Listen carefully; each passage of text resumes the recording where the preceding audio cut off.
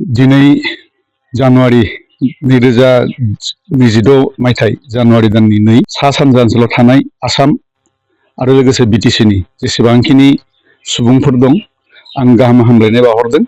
ओमफ्राय बिनि उनाव जोंहा गोदानै दाजानाय आसाम बिधान सभानि आसाम आयेन आफादनि 45 नं जिथु समस्ति बियाब बेयाव थानाय जेसेबां सुबुंफोर दङ गासिबनिसिम आंनि गोसो गोरबोनि गाहाम हामलायनायखौ बावहरग्रोदों।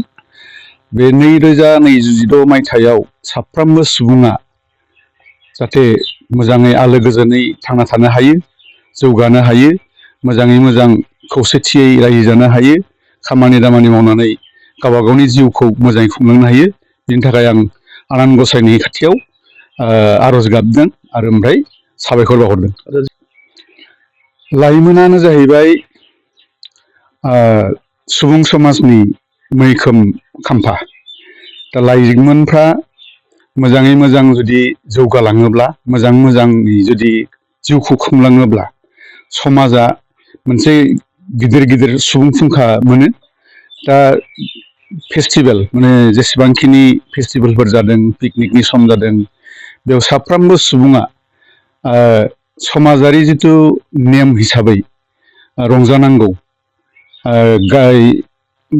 समाजारि नेम हिसाबै रंजानांगौ बाजानांगौ। बिनि उनाव नांलाया खमलाया आरो फेग्रा बेसाद लोङा जासे बा लोङोब्लाबो एकदम खम बिबांनि लोंनानै रंजानानै सोलिनांगौ आरो ओमफ्राय गोजोन थासारिखौ सोरजिनांगौ जाहाथे अलखदनि जिउ गोमाया। आं बेहायनो गोदान ओंखारबोनाय जे सुबुं लाइमोनफोर बेखौ खावलायदों।